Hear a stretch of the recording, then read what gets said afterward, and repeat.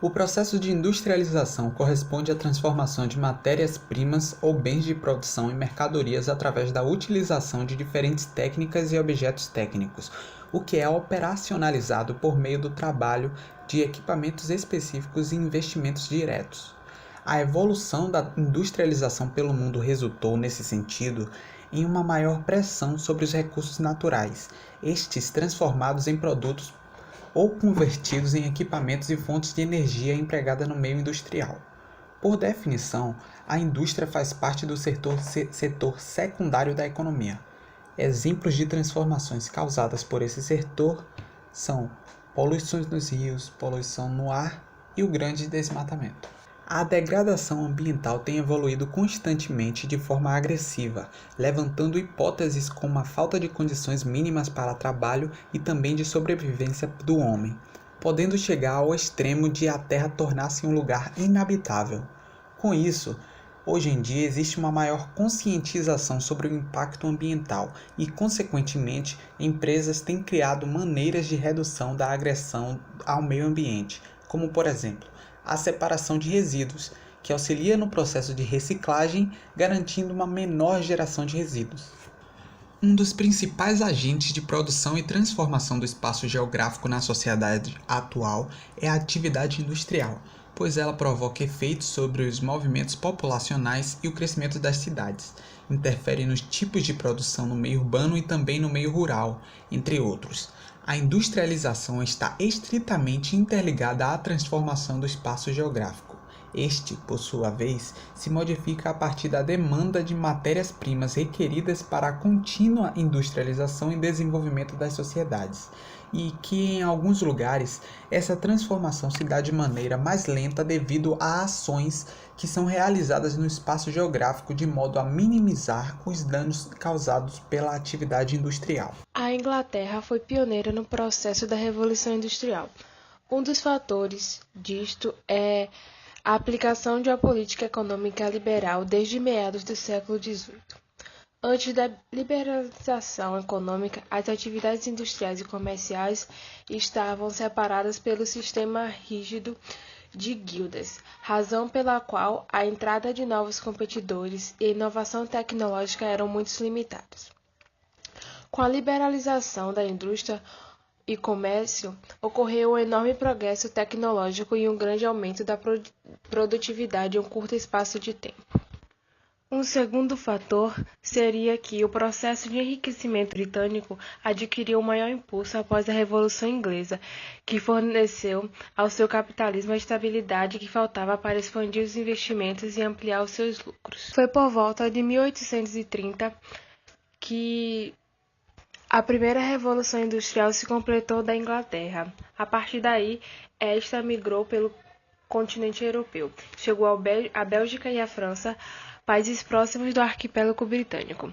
Por volta dos meados do século XIX, atravessou o Atlântico e rumou para os Estados Unidos. E, no final do século, retornou ao continente europeu para retomar seu fio tardio na Alemanha e na Itália, chegando também ao Japão. O ramo característico da primeira revolução industrial é o têxtil e de algodão.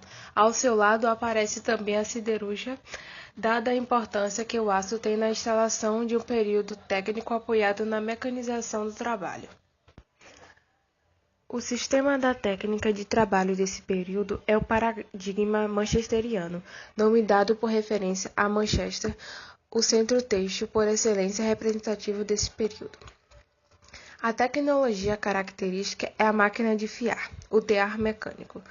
Todas as máquinas movidas a vapor originado da combustão do carvão, a forma de energia principal desse período técnico. O sistema de transporte característico é a ferrovia, além da navegação marítima também movida a energia do vapor do carvão. A base do sistema manchesteriano é o trabalho assalariado, cujo cerne é o trabalhador por ofício. Um trabalhador qualificado é geralmente pago por peça. A segunda revolução industrial começou por volta de 1870, mas a transparência de um novo ciclo só se deu nas primeiras décadas do século XX. Foi um fenômeno muito mais dos Estados Unidos do que dos países europeus. Esta segunda revolução industrial está por trás de todo o desenvolvimento técnico-científico e de trabalho que ocorre nos anos da Primeira e principalmente da Segunda Guerra Mundial. A segunda revolução industrial tem suas bases nos ramos metalúrgico e químico.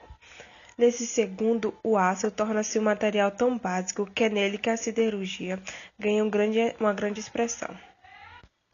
A indústria automobilística assume grande importância nesse período. O trabalhador típico desse período é o metalúrgico. O sistema de técnica e de trabalho nesse período é o fordista, termo que se refere ao sistema criado por Ford, criador de uma indústria de automóveis em Detroit, nos Estados Unidos. Esse sistema se tornou um grande paradigma de regulação de técnica e de trabalho, conhecido em todo o mundo industrial. A tecnologia característica desse período é o aço, a metalurgia, a eletricidade, a eletromecânica, o petróleo, o motor, sendo que a eletricidade e o petróleo são as principais fontes de energia. A forma mais característica de automação é a linha de montagem criada por Ford, com a qual introduz na indústria a produção padronizada em série e em massa. Com o Fordismo surge um trabalhador desqualificado que desenvolve uma função mecânica extenuante e para a qual não precisa pensar. Pensar é a função de um especialista, um engenheiro que planeja para o conjunto dos trabalhadores dentro do sistema da fábrica. Assim, o trabalhador pode ser facilmente substituído. Assim, temos a principal característica do período técnico da Segunda Revolução Industrial, a separação entre a concepção e execução, separado quem pensa, o engenheiro, e quem executa, o trabalhador em massa. É, pois, o Taylorismo que está na base do Fordismo. É a criação do Taylorismo, essa série de segmentações que quebra e dissocia o trabalho em aspectos até então organicamente integrados, a partir da separação entre o trabalho intelectual e o trabalho manual, operários. Taylor elabora um sistema que designa de organização científica do trabalho. O trabalho taylorizado é especializado, fragmentado, não qualificado, intenso, rotineiro, insalubre e hierarquizado. A terceira revolução industrial tem início na década de 1970, tendo por base a alta tecnologia, a tecnologia de ponta, high-tech. As atividades tornam-se mais criativas, exigem elevada qualificação da mão de obra e têm um horário flexível. E uma revolução técnico-científica tendo a flexibilidade do toyotismo. As características do toyotismo foram desenvolvidas pelos engenheiros da Toyota, indústria automobilística japonesa, cujo método foi abolir a função de trabalhadores profissionais especializados para torná-los especialistas multifuncionais, lidando com as emergências locais. A tecnologia característica desse período técnico, que tem início no Japão, é a microeletrônica, a informática, a máquina SNC, controle numérico computadorizado, o robô, o sistema integrado à telemática, telecomunicações informatizadas e a biotecnologia. Sua base mistura a física e a química, a engenharia genética e a biologia molecular. O computador é a máquina da terceira revolução industrial. É uma máquina flexível, composta por duas partes, o hardware e o software. A terceira revolução industrial ganhou destaque a partir dos avanços tecnológicos e científicos na indústria, mas também abrange processos na agricultura, na pecuária, no comércio e na prestação de serviços. O processo de industrialização no Brasil ocorreu depois do europeu devido à sua proibição por parte da coroa portuguesa. A coroa portuguesa proibia a instalação de fábricas em suas colônias devido aos acordos de exclusividade com a Inglaterra no fornecimento de produtos. Foi entre os anos de 1831 e 1889 que surgiram algumas manufaturas têxteis, chapelarias, marcenarias e indústrias de alimentos no Brasil. O modo de produzir, gerado pela Revolução Industrial, começou a se desenvolver de forma significativa no Brasil somente no final do século XIX e começo do século XX. Foram os ricos cafeicultores de São Paulo, com capital de sobra, originários das exportações de café, que começaram a investir no setor industrial. Nesta fase, as principais atividades industriais eram de produção de tecidos e de processamento de alimentos.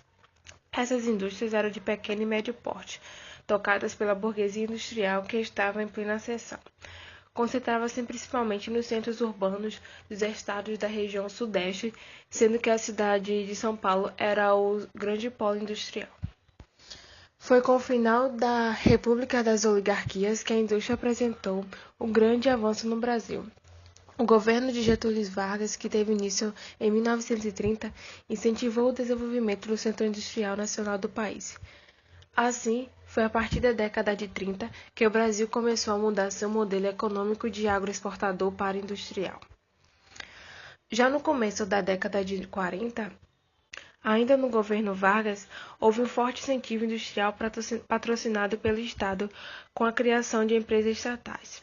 Estas indústrias atuavam nos setores pesados, pois necessitavam de grandes investimentos, como, por exemplo, podemos citar algumas empresas estatais que surgiram nesse contexto, como a Companhia Siderúrgica Nacional, a Companhia Vale do Rio Doce, a Fábrica Nacional de Motores, entre outras. Num contexto amplo, os países em desenvolvimento ou emergentes que tiveram processos lentos de industrialização ou foram marcados por crises econômicas que o tornaram mais frágeis, oferecem aos países mais desenvolvidos e industrializados uma grande gama de incentivos e benefícios para possibilitar a instalação de fábricas e indústrias em seus territórios. Algumas vantagens oferecidas nesse sentido podem ser a isenção total ou parcial da cobrança de impostos, mão de obra farta e assim por diante, para que desse modo empresas e indústrias sejam estabelecidas nos países subdesenvolvidos pelos países desenvolvidos. A origem e a primeira divisão internacional do trabalho. No final do século XV, o capital era distribuído e circulado entre colônias e metrópoles. Deste modo, cada região do globo passou a assumir diferentes posições. Uma se especializou no fornecimento de materiais preciosos, outro de manufaturados, outro de matérias-primas essenciais e assim por diante.